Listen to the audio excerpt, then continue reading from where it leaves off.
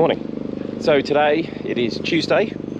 It is Melbourne Cup Day, so it's a public holiday here in Victoria. It is a beautiful day. It's going to be 30 degrees, which is absolutely delightful. This morning we are moving steel.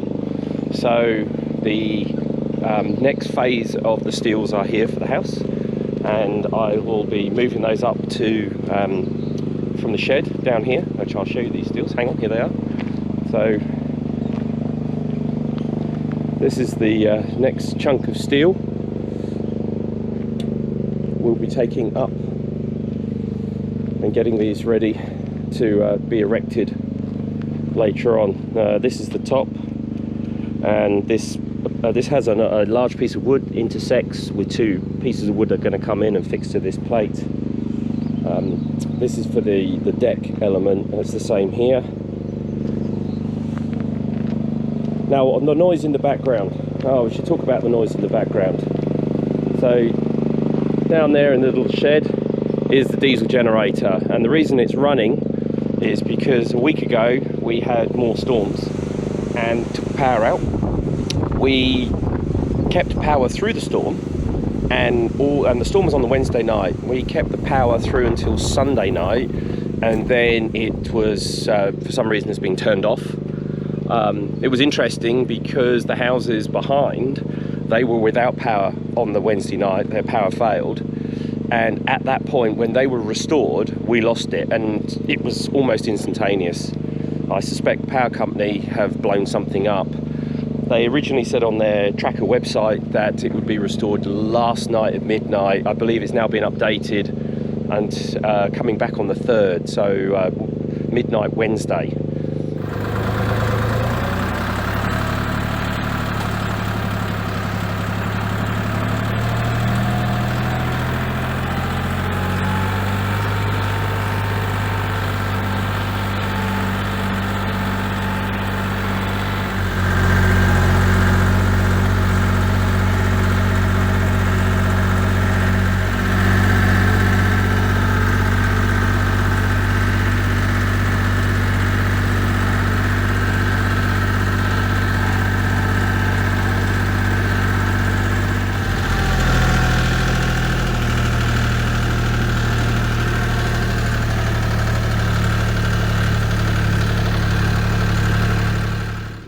Okay, so not a bad day today. I've just got, hang on, dust on the lens. It's better. And I've laid them out ready to go. This is one of them. So this one here is one of the main steels from the inner circle of the house, all the way through to what will be out there as the outer circle.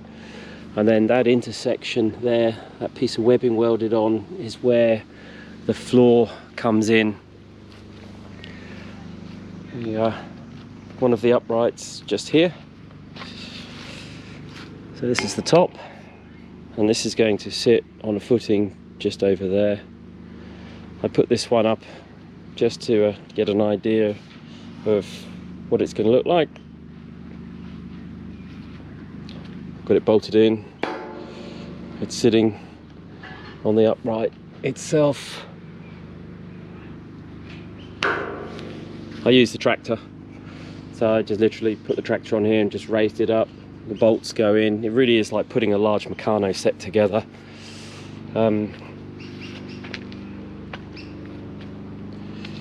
It's coming on. I've got to do the geometry now, so I've really got to a point where I've now got to go and actually make sure I'm putting these in the right place. They're pretty spot on, but I've just got to go and tee it up, because obviously it's 8 sides, it's a big wagon wheel, and these triangles have all got to be exactly the same size, and because it's all bolted together steel, it's very low tolerance, so I've actually got to get this thing right in the right place at the right time, otherwise when I come to close the gap off, it's not going to go. But we're getting there.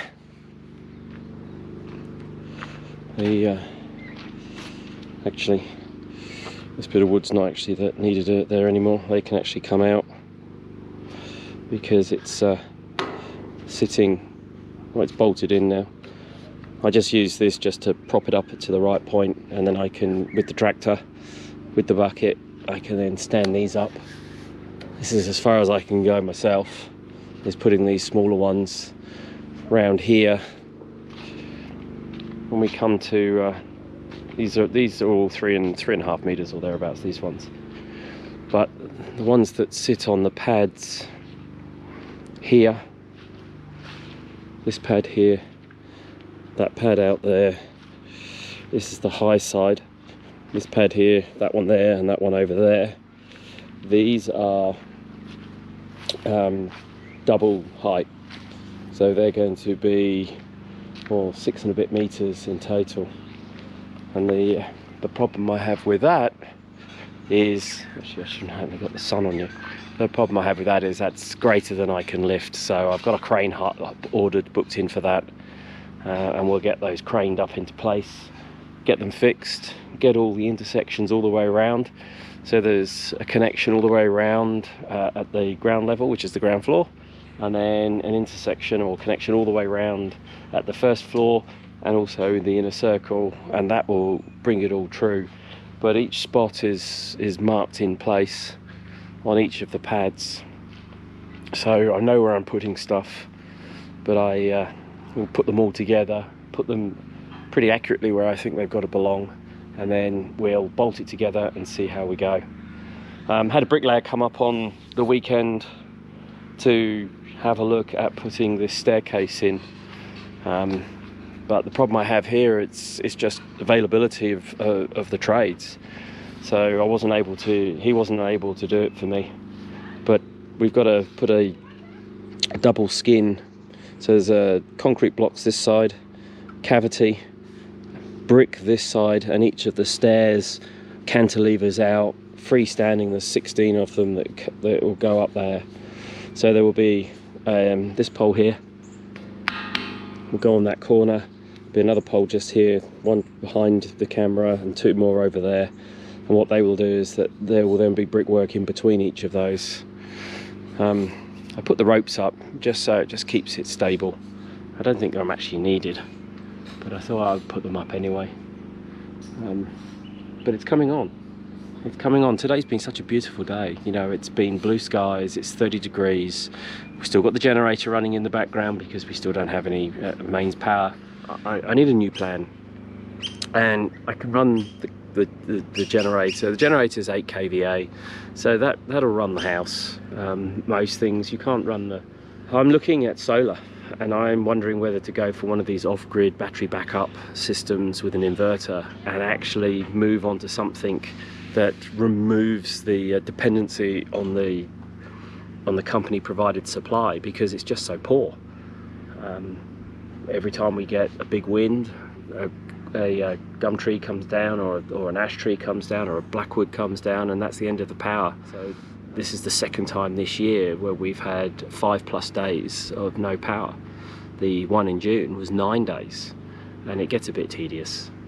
So I think what we'll look at is one of these systems that I can just be independent of any burden or any of the issues that go on with the power cuts.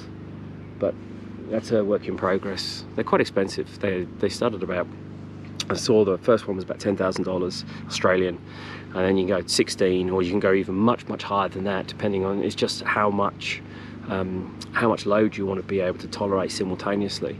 So if you want to be able to run the house completely normally with every high current device on at the same time, then you need to spend a lot more money.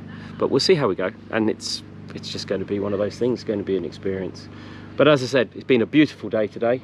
It's been nice to be out and about. I did a lot of work on the house, but I also managed to go into the city and catch up with friends, because obviously with the current world situation here in Australia, socialising and meeting people has been a rarity. So it was really good today. And our daughter Harriet, who is now 6 months, it was her first ever meeting of people. Meeting people, a lot of people, and also people not wearing masks. So, you know, she handled herself brilliantly, but you suddenly realise, you know, she's at that age, and it's the very first time she's ever been in an environment where she's met a big collection of people that are loud and laughing and joking out in the park, and you know, playing games and just hanging out together. And she did really well. I was really proud of her. Thanks for watching. Please subscribe. Please comment below if you like the content. If you don't like the content, tell me what else you want to see. Tell me if I'm showing you interesting things about this build, what other bits you'd like to know about, what do you see. If you have any questions about it, please feel free, ask away. And there'll be more videos and more content to come very soon. Have a lovely day wherever you are in the world. Goodbye for now.